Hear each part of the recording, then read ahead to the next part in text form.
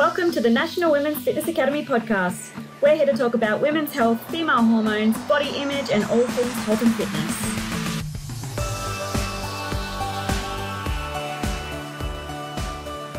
Welcome back, guys, to the Women's Fitness Academy podcast. I am your host, Elin.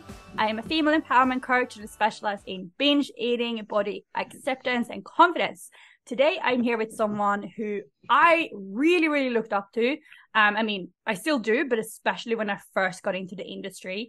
If you listen to this podcast for a while, you know that I love CrossFit, and CrossFit is something that really helped me turn my life around and how I felt about my body. So people like this amazing person have really helped encourage that healthy mindset around food and training. Her name is Taylor. She is a sports dietitian, and you might know her from Instagram as the Sports Dietitian. So Taylor, welcome to the podcast. Thank you so much for having me. I'm super excited. It's going to be a great little chat.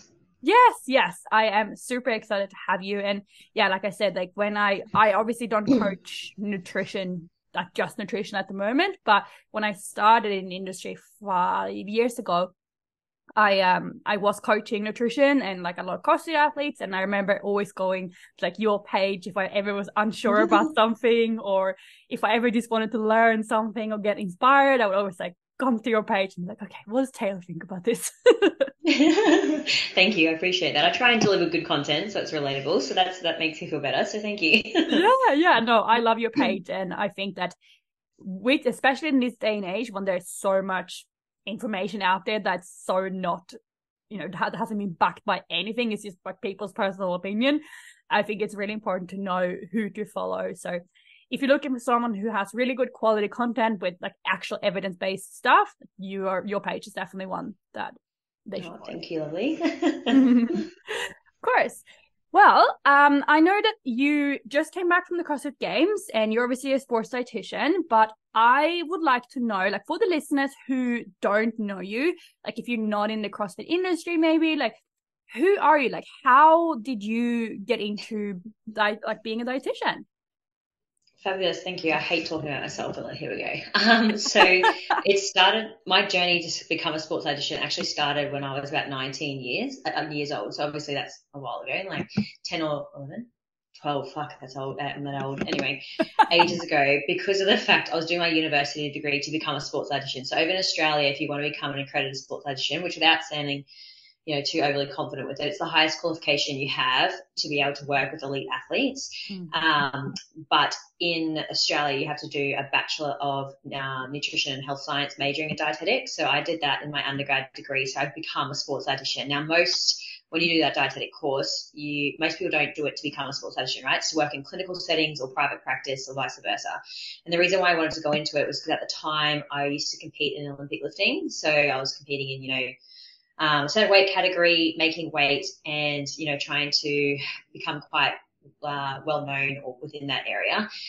So making weight, body composition changes, those types of things I was doing anyway whilst I was obviously learning at university. So I really am a big fan of practice what you preach. So I fell in love with the sport, but then I also fell in love with the science. So I actually reached out to my mentor, who's been in the industry for about 15 to 20 years now, and I essentially was my sports dietitian whilst I was at uni trying to compete and make weight for Olympic lifting. So that's where my passion started.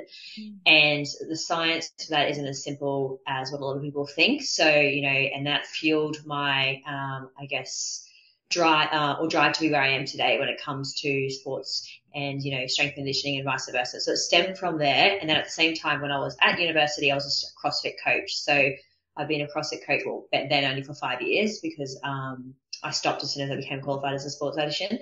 So that's where it stemmed from. And then, working towards everyday individuals to elite athletes has pretty much been where I've been for the past 8 to 9 years, which is pretty exciting. Wow. So your business has been running for 8 to 9 years. Yeah. Oh, no, sorry. I've been a sports dietitian for 8 to 9 years, but the sports dietitian coach, has only been going for 5 to 6 years, I'd say. Wow. Yeah, roughly around that. Wow. Yeah. That's great. So you've been in the industry for a very, very long time then. Yeah, I'd say so, within a reason, within sports dietetics, because as you probably know yourself with nutrition, it's a very short-lived it comes across like a very short-lived industry in terms of you either make it or you don't. Do you know what I mean? Because there is a lot of push. It's oversaturated at the moment in terms of marketing of who can actually give nutrition advice, and then the individuals who have the proper qualifications. So not saying there's anything right or wrong with that, but from our perspective, it's a very saturated market. So to be able to do well and keep doing well, you have to have the drive, the passion, the business skills, and obviously to like make or break essentially. Yeah, definitely. For the listeners who don't know, what is the difference between a nutrition coach or a nutritionist and a dietitian? So this is going to vary depending on what country you're in, and I guess legislations and regulations around that. But in Australia, the word dietitian is regulated. So essentially what that means, no one can call themselves a dietitian. It is, a 4-year degree at university that you have to have the minimum requirements to be able to do it. A nutritionist isn't a governed term, so anyone can call themselves a nutritionist. So, your next door neighbor could be a nutritionist if they wanted to. Do you know what I mean? So, and that can be quite hard for individuals to interpret who is accurate in terms of evidence-based and who's giving them the best quality nutrition advice and legally at the same time.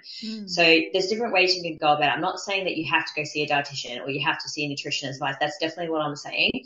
What I'm saying is whoever you go see, make sure you've done the background until you can actually understand what their qualifications are. Because there's some amazing nutritionists that I've met who've done 6 to 12-week courses, and they're phenomenal. Do you know what I mean? And then there's people who I know who are nutritionists who haven't done anything other than their personal requirements in terms of their knowledge. So I don't think that's appropriate. I think you need to have some sort of qualification to be able to give nutrition advice, and that degree depends on where you are. Like there's a amazing, and I'm not sponsored by them by any means, but what's his name? Mark McDonald owns Mac Nutrition University, which is I think it's in the UK, and he does a course. I think it's like 6 months or a year. That's quite intense, and you become a qualified nutritionist under that, and then obviously you have your own insurance, that sort of stuff. Phenomenal. Do you know what I mean? Like absolutely phenomenal. So I think it just depends that if you are interested in this field, make sure you choose the appropriate ways to do so, and you get qualified within the reasons that you're allowed to, and within your scope of practice. Do you know what I mean? So. I think that's really important when you're trying to research for someone, regardless, because it's really hard to determine if they're just influencers or if they're just, nutrition coaches, which is awesome, and nutritionists, and then obviously dietitians. So it comes down to the individual. I'm not saying dietitians are like the top notch or that's who you have to be by any means. The only reason I did that was because for my morality, I wanted to make sure I was fully qualified and I could provide as much evidence as what I could to the scope that I wanted to work in. Do you know what I mean? So that's how I view it, if that makes sense. Yeah, for sure. And I think that helps clear it up for people, because I remember when I was working as a nutritionist, a lot of people would be like, my dietitian Elin, and I'm like, no, not your dietitian. Yeah, that's okay though. Like I think, and what's interesting is a lot of people actually don't know the term dietitian as well as a sports nutritionist. Like before I did my degree, and not that if you hear about a dietitian, you just think hospital dietitians, right? Because that's mostly where they are situated. Yeah, I think that's what people think. Yeah, and people are like, sports nutritionist, and I'm like, not that they're not less qualified, but do you know what I mean? Like it's kind of, a lot of people don't really know the term dietitian, do you know what I mean? So yeah, I just think of to understand it. Yeah, which is unfortunately a bit boring. I mean, obviously they all have their place, don't get me wrong. So I completely understand like that confusion out there. But again, at the end of the day, as long as it's suited to the individual, they've done their research, and that's all that matters really. And they're getting the nutrition education and advice that they're after. Yeah, for sure. I know a few people personally who done that Martin McDonald course, and like I've just heard like absolutely phenomenal things about it. So yeah, can definitely recommend if you want to go like even deeper. Like obviously the stuff that we have at Women's Fitness Academy is amazing, but if you want to go even deeper into the science behind everything, like that course is going to be full on. And like even like you guys also saying that you're so practice, do you know what I mean? I think that's where you get reputable brands. You're working with good quality organizations and businesses, because everyone just stays within their scope of practice. Everyone remains happy. We're not trying to do anything out of our scope, and that's what makes a really good business and business ethos. Yeah, sorry, that's the word I was chasing. Yeah, for sure. So you mentioned that you started off in this industry as an Olympic weightlifter. Why Olympic weightlifting? Like, it's not a very big sport, Yeah, I think also if you see me in person, I'm not suited to weightlifting by any means. I've got long levers. I'm short, but I've got long levers. I think it's just because I was a challenge because it actually wasn't good at it. My background did come from like when I was growing up, that sort of stuff was netball, running, touch football, all that type of thing from more of an endurance perspective. But I went into weightlifting because I just started CrossFit at that time, so I just becoming my level one. And, I wasn't that great at it. I wanted to challenge myself. So I think it was that mentality towards that too. I had to give away Olympic lifting because I actually ruptured my Achilles. So that was a pretty big injury I think when I did it, I was like 23, 24. So that's a major injury. So, and that wasn't actually from Olympic lifting. That was from box jumps and rebounding. So anyone who's listening, do not rebound box jumps because there is a consequence for them. Oh my God, but is anyway, that what happened?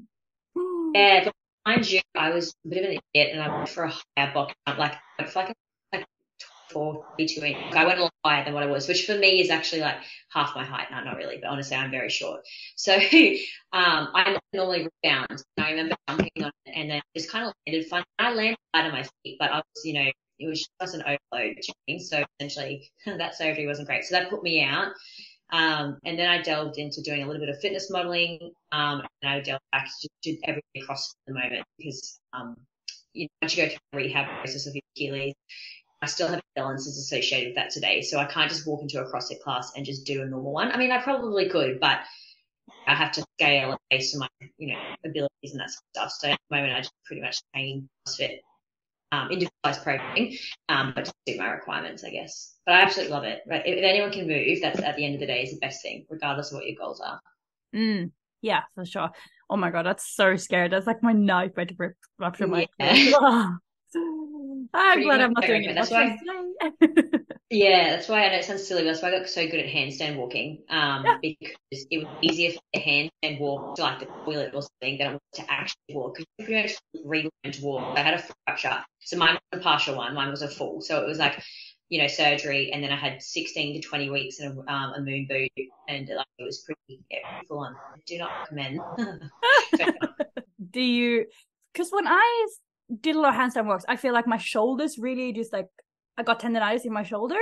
So did you not ever feel like you like overdid it with your hands because you couldn't use your legs? Well, I wouldn't say my overhead mobility is the best anyway. But I mean, yes and no. I guess that comes down to like, your flexibility and that sort of stuff.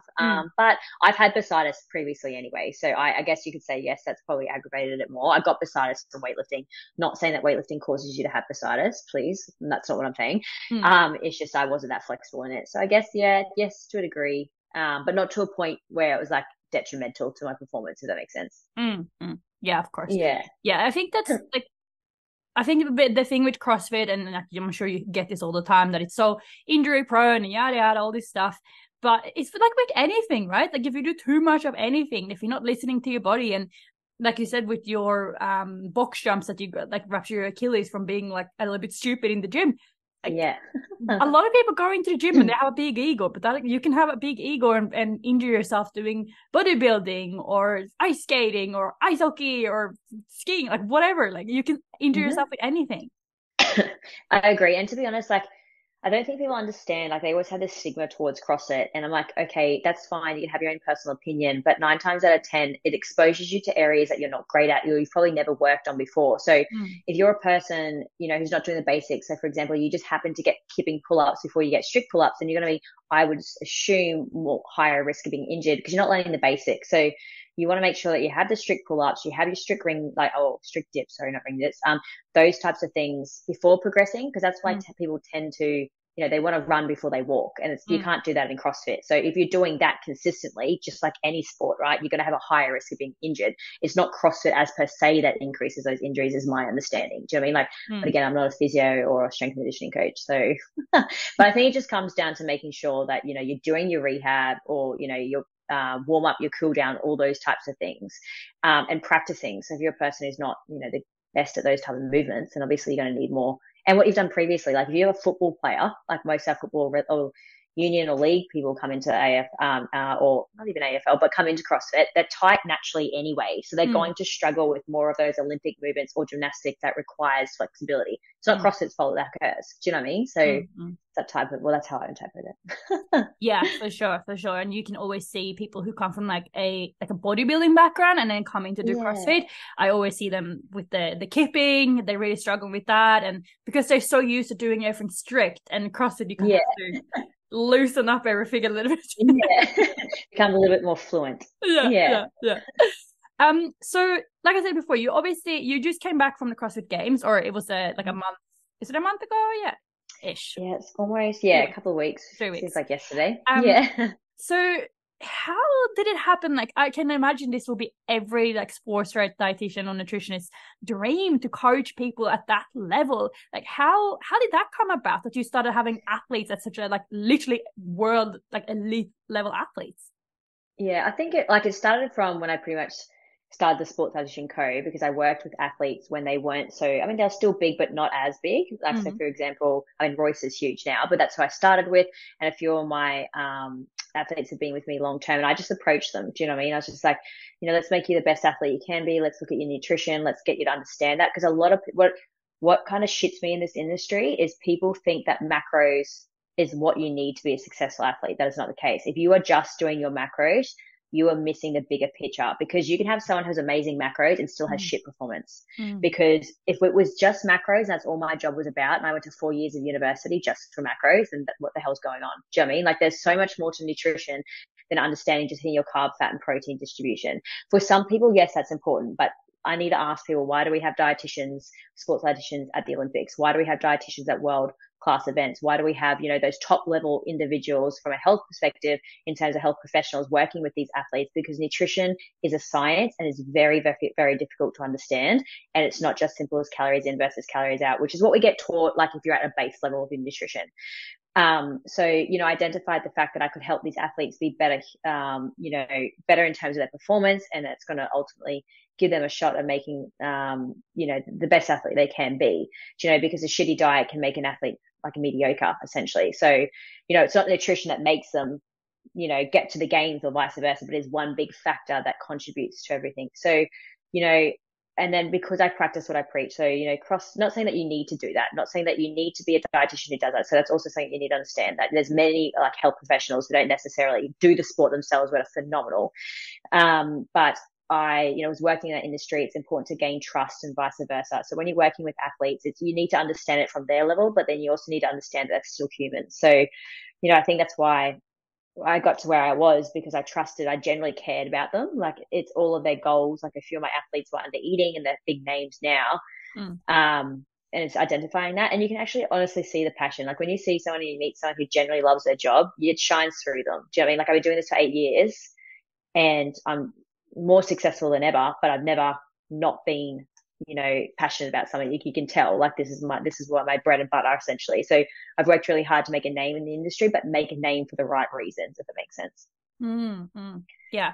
Well, I love that you said that you reached out to these people and offered them advice and told them like how you could help them, because I think that's something that a lot of people are really scared of, and like reaching out and like saying, I can actually help you, like this is what I can do for you. I think we get, it's kind of, I don't know why, I guess it's like you don't want to get a no. It's scary. Yeah, but at the same time, it's humble, right? So what's worse that they can say is no. Do you know what I mean? That doesn't mean any different. You wouldn't have known the answer if you didn't ask. Do you know what I mean? And there's, 100%. and at the end of the day, it's not rejection by any means. It's just, sometimes people need to learn, understand that, and there's athletes I've worked with before that I'm like, okay, this isn't going to work out, and they've been top names. Do you know what I mean? But, it's just about take the risk, because if you didn't, you're only going to ever be in your bubble that you know. Do you know what I mean? And it allows you to grow as an individual. Do you know what I mean? Like, just 1 or 2 no's here and there or whatever doesn't define you as an individual. Do you know what I mean? Like, and they may come back. I've had athletes who said no in the past and then come back. Do you know what I mean? So it's, I always say, take the risk. You got to risk it for the biscuit. I also love what you said about macros, because this is something that obviously now I work so much with girls, or basically just with girls with disordered eating problems. And one of the big things I see when they come to me is that their coach has only focused on hitting carbs, protein, fats. And it's basically like, I don't care how you hit these macros, but hit them. And then you look at their diet and there's no fruit and vegetables. There is this like protein shakes for protein. There is, just like donuts and chocolate and these low calorie crappy options that's going to fuck up their gut. And they're like, why do I have so much, like, why am I so bloated all the time? And when you look at their diets, that. So is this something that you see a lot as well? Like when you work with clients that they come to you? I think it's because most of the time people are getting their knowledge from social media, which can be a pro and a con, do you know what I mean? But let me just start by saying there's nothing inherently wrong with macro counting. I think it can be a great tool to begin with. But the problem is when people be doing it for a long period of time, and I'm like, you need to be able to take away from that intervention. Any nutrition intervention that you should utilize should be targeting your short-term goals. And eventually once you achieve those goals, you shouldn't be having to be obsessively weighing things, because then it starts to become more of an issue of like, okay, you've got more disordered eating patterns now, which is not making your life healthier. So yes and no. I see a lot of time people are so fixated on macros, and then you look at their life and everything else in their life has gone to shit. And I'm like, okay, cool. So you have all your, bread in your basket, but the rest of your health and the rest of your life you haven't got in control. It would be more beneficial if you had some of those, breads and other baskets across your whole life, and you're going to have more holistic and a wellness approach and achieve better goals because you're not so restrictive and obsessive in one basket, if that makes sense. Because most of the time in this industry, they are very restrictive mindsets because they get influenced by, vice versa. Nothing shits me more when I have people who have said, oh, but my coaches are praising me for my nutrition. They're like, oh, I'm doing so well, or this person's doing so well. Look how great they are for their nutrition. Not realizing that praising that individual is all it takes to be like, okay, well, I'm not saying this is me, but Taylor said I'm doing really well. So therefore my obsessive restrictive behaviors are being influenced by my coach without that coach even realizing that they're enforcing and instilling more of the disordered eating patterns in that patient or client, even though that wasn't their intention. Their intention is to be like, well done. I love the fact that you're hitting all your steps, all your nutrition, you're hitting your macros, but they're not realizing that a person's severely at high risk of disordered eating. It's things like that because they're not educated in psychological behavior of understanding nutrition and mindset, that's a massive red flag. So again, scope of practice, or just always think before you say, because I could say to you, I think you look amazing in that dress, and you're turning around and you say, oh my God, Taylor, he thinks I look amazing in this dress, and I've been dieting and starving myself for the past 6 weeks. My intention definitely was not that. Do you know what I mean? So it's the same when it comes to nutrition. You really don't want to be commenting on people's food. And I think when you're doing those macros and that type of thing, sometimes coaches can be more tailored. It's like, you have to hit this. So then people literally will take that literally. And then the food that they're looking at, like you said, is not good quality. Not saying that those processed foods can't be involved in someone's diet, that's, we're definitely not saying that, but you just got to look at it and be like, has this person actually been educated, or have they just been told, here's your macros and see you later? Because nutrition is so important in terms of knowledge. It's like that saying that, tomato is a fruit, but knowing not to put it in a fruit salad. Do you know what I mean? Like, that's knowledge. That's the knowledge that but honest, really? Haven't you? Yeah. Well, love that. It's a good thing. Yeah. Yeah. But like, it's knowing that, because once you have that knowledge, that's what you're trying to teach your clients when you're a coach by any forms. It's not teaching them to hit their macros. It's teaching them how to hit them in a way that's going to be nutrient periodization, whatever their body composition goals are, if they have body composition goals, and, just improving their overall quality of life. So I don't know if that really answers that, but like, I could ramble on this for ages. No, I'm just sitting there and nodding along because I agree with everything that you're saying so much. And yeah, I work so much with the backlash of exactly what you're saying, that girls who have been encouraged for and praised for hitting the step goals by walking around in their bedroom at 11 p.m. at night just to hit that freaking 10K, or by having a teaspoon of olive oil just to hit their fats. And it comes down to when is it dedication and when is it an obsession?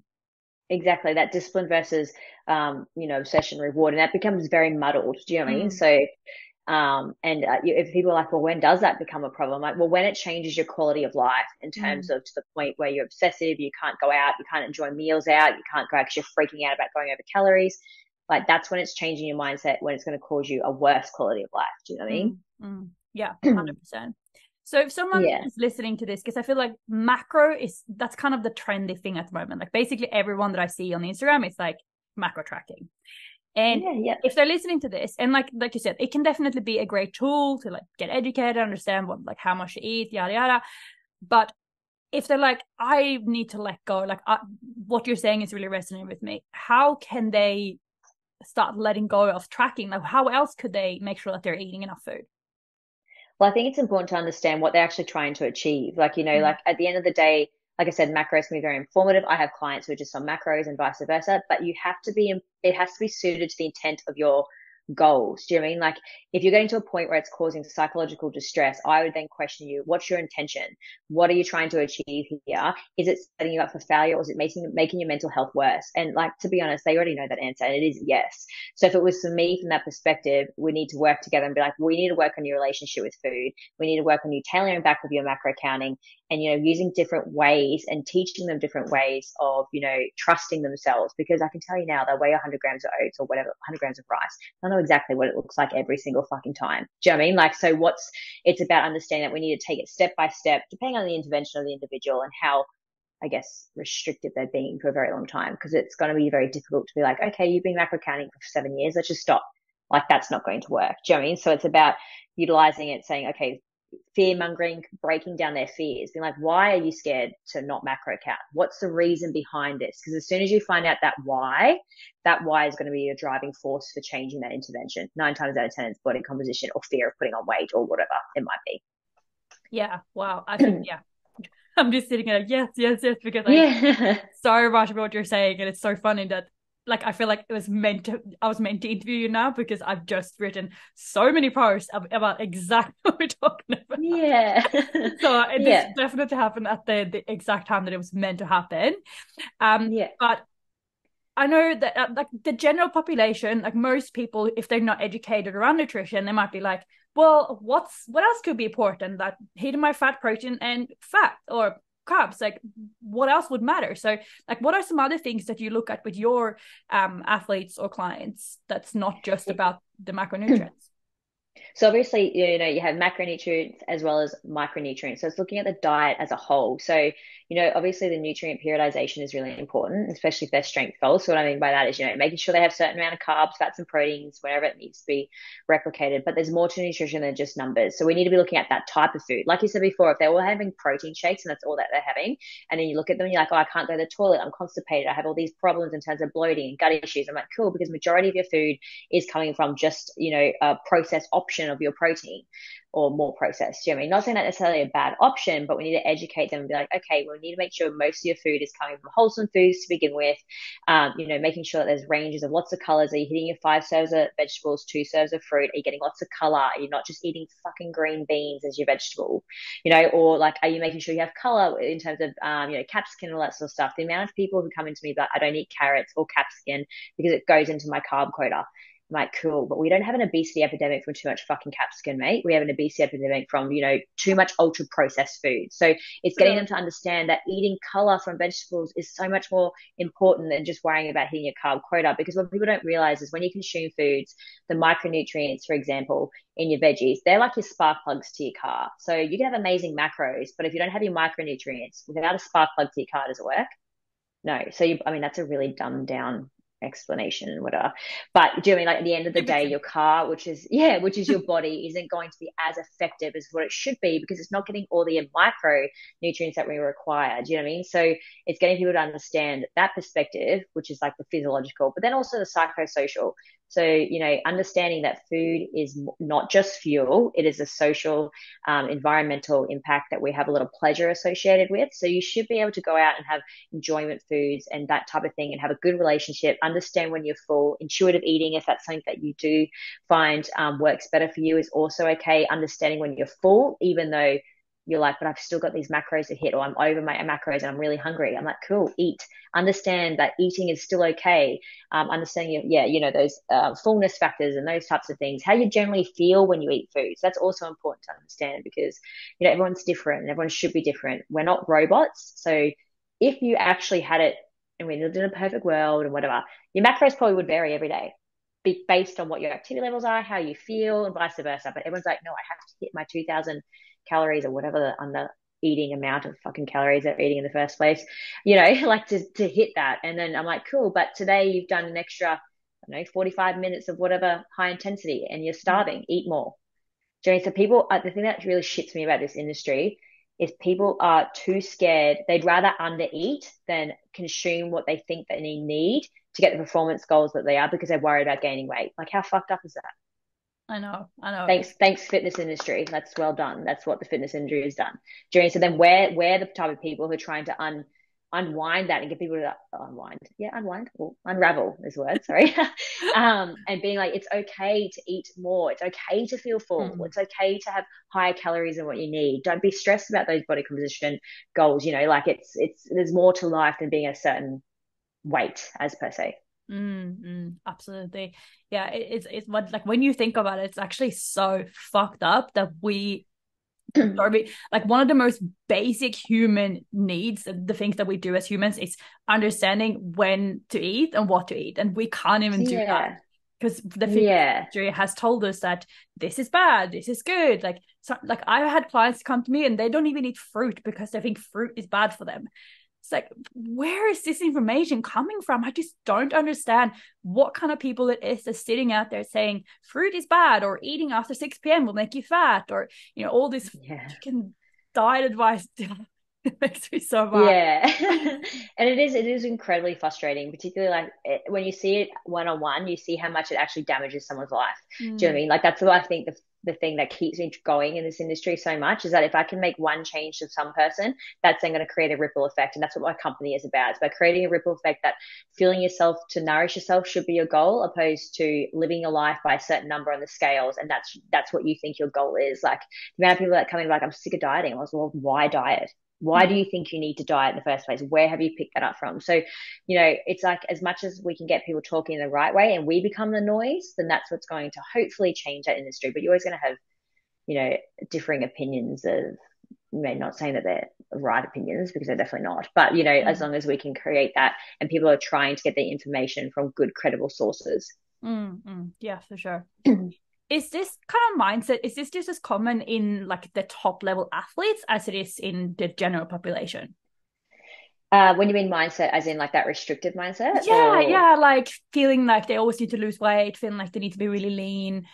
I think, yes, in a sport such as, not saying CrossFit has fueled this, but in a sport, when you see the top athletes, you know, people think that their body composition needs to be at a certain point to achieve that athleticism. Now, body mass or body composition can be one indicator of, you know, performance, but it's not the only indicator. Like, I can't say to you being an XYZ body fat is going to make you a better athlete.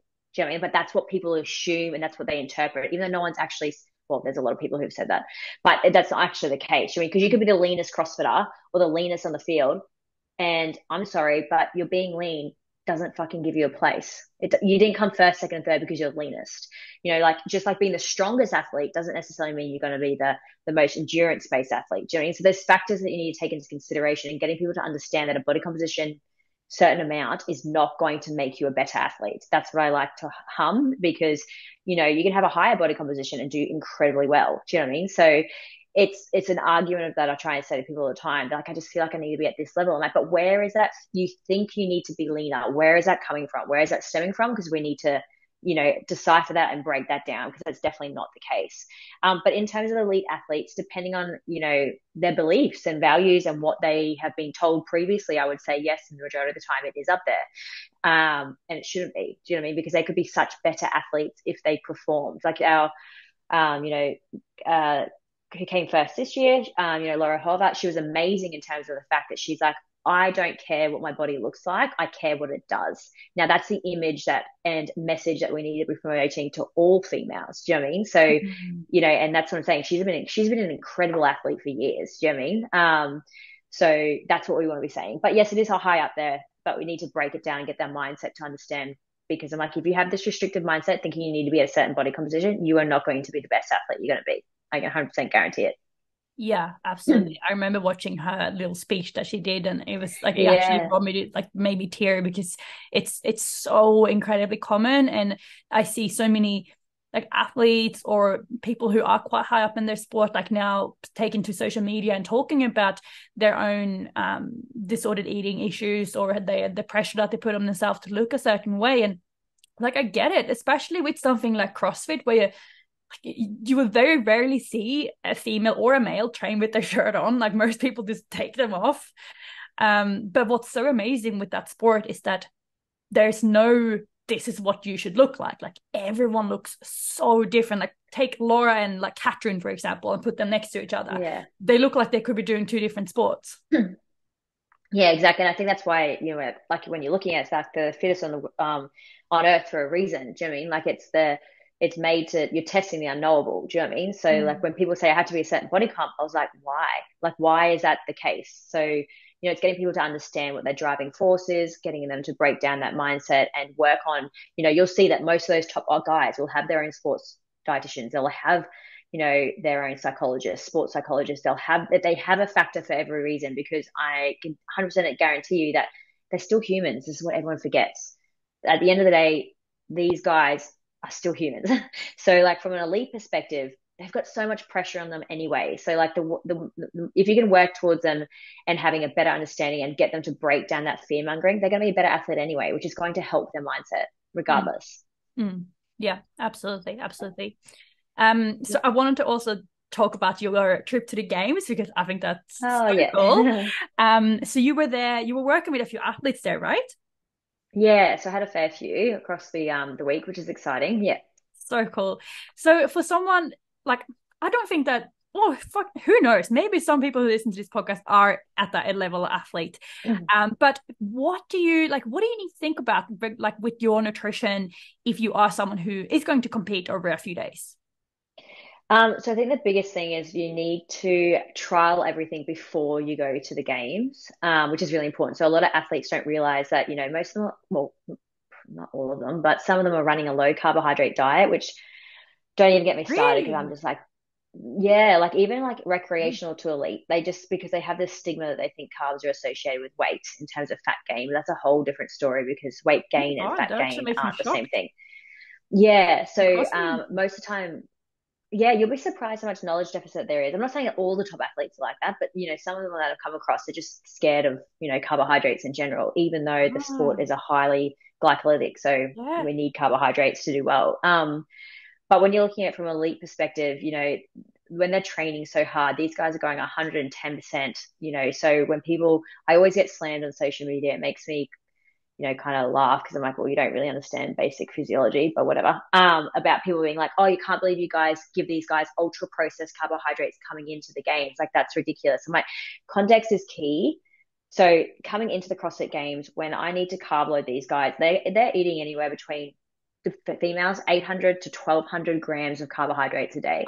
So their goal is to perform. So we need to make sure we're maximizing their glycogen stores and making sure that they come with the utmost amount of energy, because those WODs across, you know, even people like, oh, but there's only 3 or 4 a day. I'm like, yeah, but you're going 110%. So you're not just doing a casual class. Do you know what I mean? So it's getting you to understand that, you know, athletes burn a lot of calories anyway, because they've got a high muscle mass retention, right? So the more muscle mass you have at these levels, the more you're going to be burning naturally, just standing as you are as a human. But then you got nerves, you got competition nerves, you got, you know, any in terms of mechanical distress, in terms of the WODs and those types of things. I'm not going to suggest someone, okay, cool, so we're going to get all your carbohydrates from sweet potato, rice, and, you know, fucking oats. Good luck with that. They're going to have digestive issues. They're probably going to shit themselves, because they have so high carbohydrates in terms of the fiber coming in. Majority of their carbohydrates, you know, looking at that when we're carb loading them, we want to make sure that there's good quality carbohydrates, of course. But when I'm getting in that many calories, I'm not going to get them to sit there and have so many consumption of sweet potato and that sort of stuff. They're going to be more detrimental to their performance at an elite level. So those ultra processed carbohydrates, or ultra processed, they're not just carbs, they're coming from everything. You know, ultra processed foods are more beneficial for them at that point of time of them competing. So it's getting people to understand that that's really important. So, you know, we would be carb loading, we'd be trialing all their foods prior. You know, low fiber diet is something that you can do. Again, suggested to the individual. The reason the whole low fiber is it keeps their gut light, so they're not going to have any issues in terms of having any intestinal distress, and then obviously optimizing their recovery at the same time, and then adapting that. So the food has to then be adapted based on how they actually feel in the day, you know, like, because it's really hot out there. A lot of people don't realize, like, you know, Australia's heat's different, but when you're on, I guess, the AstroTurf or whatever it is over there, that's hot. Like, it was like close to 50 to 60 degrees for the reflection. You know what I mean? Like, so then they're on there, you know, so it's hydration's a big thing, you know, making sure they're getting their electrolytes, making sure they don't cramp, make sure they don't, you know, overhydrate just with water. Like there's heaps of things that are going on, you know, other than just making sure they hit their macros as per se, which is what, anyway, that's a discussion for another day, but yes.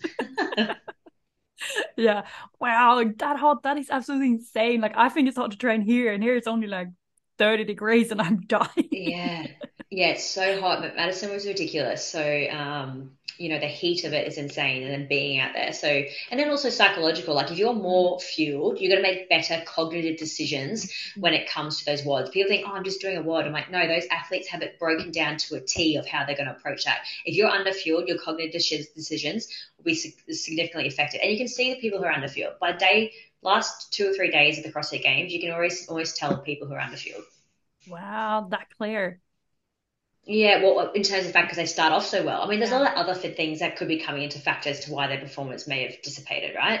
But 9 times out of 10, you're like, I wonder what their nutrition's like, because most of the time they're not eating. They just don't realize they need to be eating so much to replace those calories that they're burning. Mm-hmm.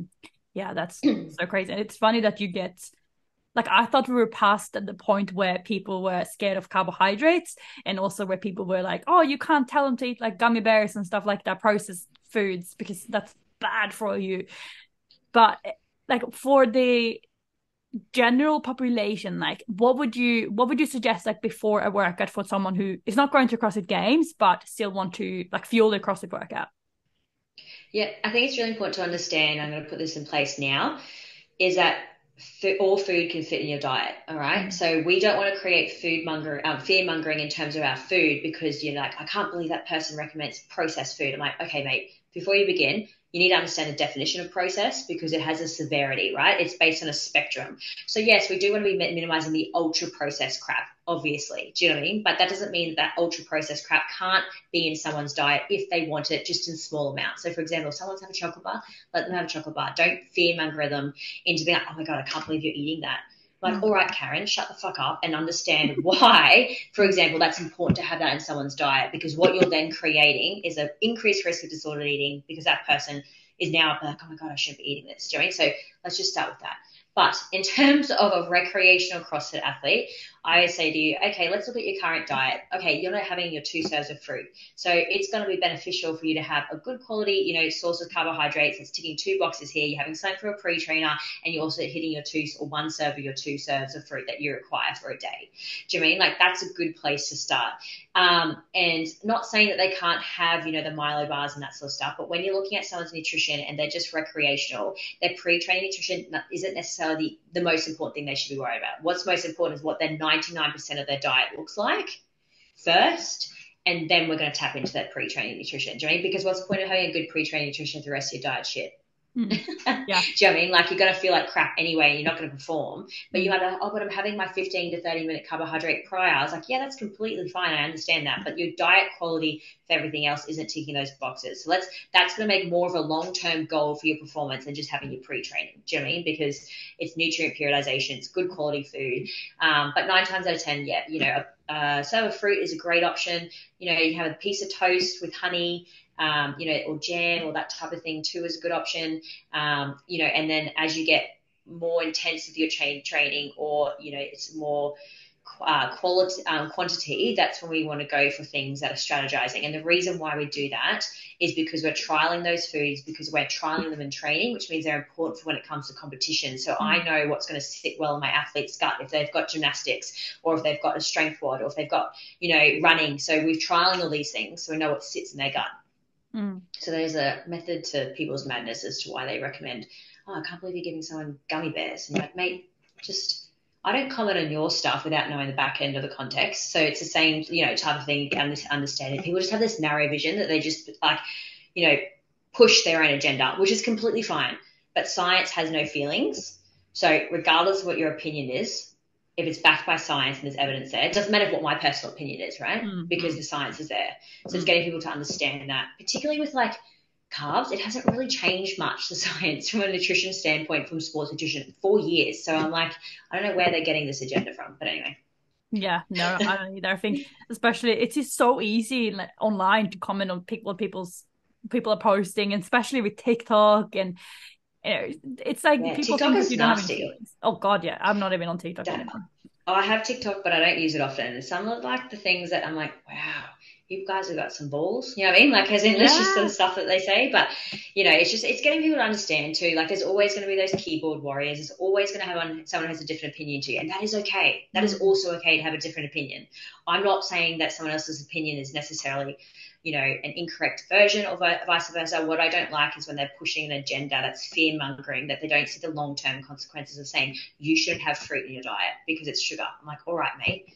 Why do you think that's the case? Like, the long-term ramifications of not having good quality fruit in your diet means that there's going to be an increased risk of chronic disease or those types of things that fruit is beneficial for. Do you know what I mean? So it's just like this, just be mindful of what you say, I guess. Yeah, 100%, 100%. So what is, you've obviously been running your business now for a while. Do you have any future plans? Like, do you want to like hire, because you have a few people working under you, don't you? Yeah, so I have two other sports dietitians who work for me as well. It is really hard to find dietitians in the sporting realm, particularly within CrossFit, because it's a hard job what we do. A lot of people don't think it is easy, but consulting and, retention of clients from a business perspective, for those that are interested, can be very hard to retain clients, do you know what I mean? Because it's so overly saturated. So, and then when you're in more of a niche to what we are,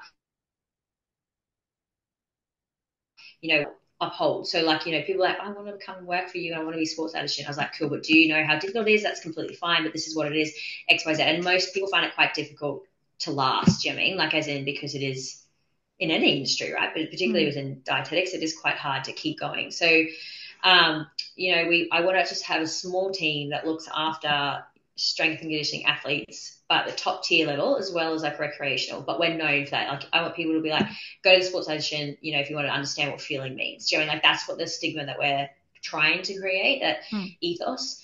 But in terms of business, I'll be working with some other elite athletes in other areas, not just CrossFit at the moment. So that's pretty exciting, up Oh, and that's coming. exciting. And also too, I'm not just the sports dietitian. We also own an app, or created an app called Bite Right, but I'm also in another end to create an app for dietitians and nutritionists and PTs to use.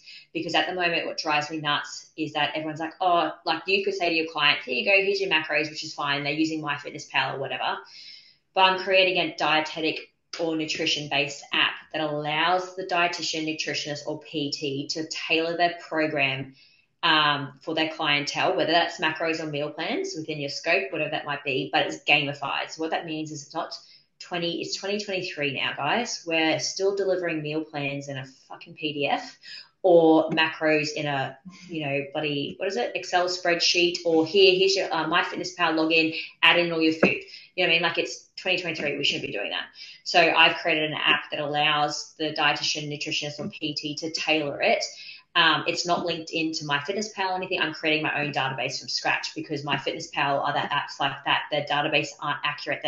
From what I'm aware of, they're not getting audited. So you could add sweet potato into MyFitnessPal and it could be wrong. Do you know what I mean? Like, as in, because it's whoever's entered it initially hasn't corrected, and vice versa. So it's an app that's going to be gamified. Yeah. So then you can look at it and be like, hey, this is my day, and then it replicates. So you can copy the day, but it makes your macros suitable. But also too, like, I'm going to create it specifically for dietitians and nutritionists. So it's not just that, but it's also the back end, like clinical notes, being able to write clinical notes properly. Like, so you're not having like 6 things to do one job. Do you know what I mean? Because when you speak to most dietitian nutritionists, like, okay, cool, I use emails, I use Zoom, I use Acuity for my booking, I use Easy Diet Diary or MyFitnessPal. I'm like, cool. So what we're doing is a one-stop shop that brings it all together, and then that nutritionists and dietitians can utilize it. It doesn't matter who you are, because we're providing the best care possible for that clientele moving forward. So that's in the back end at the moment, and it's getting developed. That's super exciting. That sounds absolutely amazing. Yeah. Do you know, like, roughly when this is going to be out? So we're in beta testing at the moment, and that's the hardest thing. If anyone wants to start an app, I do not recommend. I've heard it's the worst thing you can do. But I'm hopefully within the next 6 months, we're going to try have that launch. Like, I'm going to have it launched for sports dietitian clients so we can use it, and then we're going to, tailor it out so that then dietitians and nutritionists can white label it and use it for their own businesses and stuff too, which is exciting. Amazing. That sounds absolutely beautiful. And I think it's something that definitely needed in the industry, an app that's actually works properly, because there's a lot of them that not so good. Yeah. And it is hard. Like before I started an app, I completely get it now. Like even when people crack the shits about Instagram having a bug or it's down for the day, I was like, you don't understand how much technical disparities and everything go on in the back end. Because now that we have an app, I'm just like, everyone just needs to calm down and just appreciate the fact that it's like, you know what I mean? Like, but anyway, it's a whole we're trying hard. We're trying hard. Yeah. Well, Taylor, it's been so nice to talk to you, and I feel like I could have talked to you forever, because this stuff that we speak about, this is something that I'm so passionate about as well, and I can tell you really are too. But before we go, do you want to give yourself a little plug? Like, are you taking on clients? We'll obviously link your Instagram in the show notes as well. Yeah, thank you so much. Yes, obviously my team, myself, so it'll be, you guys know, the Sports Dietitian, and then my two other girls, Maggie as well as Myra. I'm currently not taking on new clients. However, that's not saying that my other two Sports Dietitians aren't. And please remember, I wouldn't hire them if I didn't think they were fabulous. So, and they do specialize in strength and conditioning as well. So they're more than happy to book in. If they have any concerns or questions, they can also shoot us some, DMs, that sort of stuff.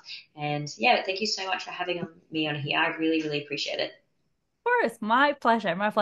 It's funny because I think I reached out to you about 2 or 3 months ago, and it's just, I know, I'm so sorry. It's like don't be sorry. It's just, I was like, yes, I finally got her. I was like, nothing is gonna come in the way of me interviewing this girl today.